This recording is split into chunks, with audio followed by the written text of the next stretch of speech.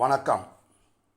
வாத்தியார் எம்ஜிஆர் என்ற நமது யூடியூப் சேனல் மூலமாக பல்வேறு உண்மைகளை, தகவல்களை, தமிழ்நாட்டின் நாட்டு நடப்புகளை உங்களோடு பகிர்ந்து வந்துள்ளேன். அந்த வகையில் நேற்றைய தினம் தமிழ்நாடு சட்டத்துறை அமைச்சர் மாண்புமிகு எஸ் ரகுபதி அவர்கள் ஒரு கேள்வியை கேட்டு வைத்திருக்கிறார். என்ன கேள்வி? எதற்காக அந்த கேள்வி? நள்ளிரவில் சென்னை கடற்கரை சாலையில் ஈசிஆரில் பெண்கள் வந்த காரை துரத்தியது தொடர்பாக கைது செய்யப்பட்ட அந்த நபர்களில் ஒருவர் பேட்டியளித்திருக்கின்றார். அதை அடிப்படையாக கொண்டு மாண்புமிகு சட்டத்துறை அமைச்சர் எஸ் ரகுபதி அவர்கள், எதிர்க்கட்சி தலைவர், மரியாதைக்குரிய கழக பொதுச் செயலாளர், சட்டப்பேரவையின் எதிர்க்கட்சி தலைவர் அவர்கள் தங்கள் முகத்தை எங்கே கொண்டு வைத்து கொள்ளப் போகிறார் என்று கேட்டிருக்கிறார். மாண்புமிகு எஸ் ரகுபதி அவர்களுக்கு நாங்கள் சில கேள்விகளை கேட்கிறோம். அதற்கு நீங்கள் பதில் சொல்ல வேண்டும். தமிழ்நாட்டில் இருக்கின்ற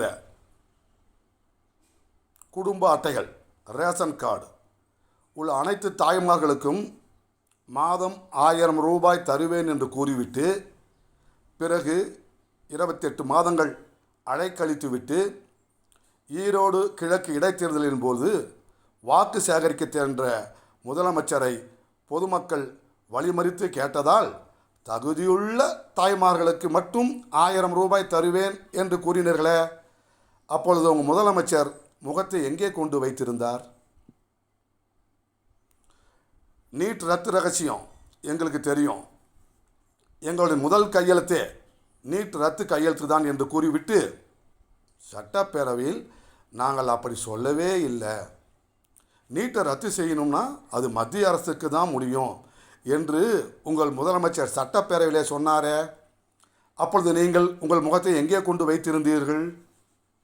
சரி, அண்ணா பல்கலைக்கழக மாணவி பாலியல் வன்கொடுமைக்கு ஆளான பொழுது யார் அந்த சார் என்று அனைத்திந்திய அண்ணா திராவிட முன்னேற்றக் கழகத்தின் பொதுச் செயலாளர் அண்ணன் எடப்பாடியார் அவர்கள் கேட்டபொழுது, அவருடன் இணைந்து ஒட்டுமொத்த தாய் தமிழ்நாடே கேட்டதே யார் அந்த சார் என்றபோது, அப்பொழுது அவர் திமுகவே இல்லை என்று நீங்கள் கூறினீர்கள்.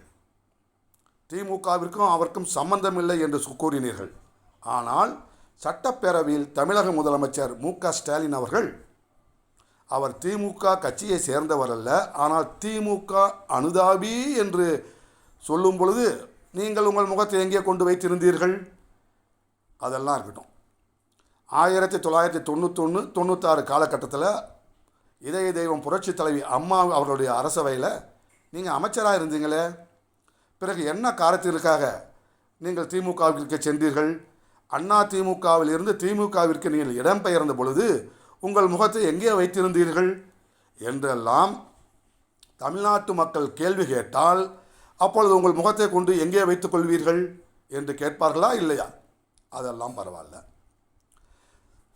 இந்திய திருநாட்டினுடைய 2025-26 ஆண்டிற்கான நிதிநிலை அறிக்கை, பட்ஜெட், நிர்மலா சீதாராமன் அவர்கள் பார்லிமெண்ட்டில் வாசித்தாங்க. தமிழ்நாட்டிற்கென்று ஒரு சிறப்பு திட்டமும் அறிவிக்கவில்லையே. அது தொடர்பாக பட்ஜெட் கூட்டத் தொடருக்கு முன்பாகவே தமிழ்நாட்டைச் சேர்ந்த 39 நாடாளுமன்ற உறுப்பினர்கள், உங்கள் திமுக கூட்டணியை சேர்ந்தவங்க தானே, எந்தெந்த அமைச்சர்களை சென்று சந்தித்து, குழுவாக சந்தித்து, இந்தந்த திட்டங்களுக்கு தமிழ்நாட்டிற்கு நீங்கள் நிதி ஒதுக்கி தர வேண்டும் என்று கேட்டதா ஒரு தகவலும் இல்லையே.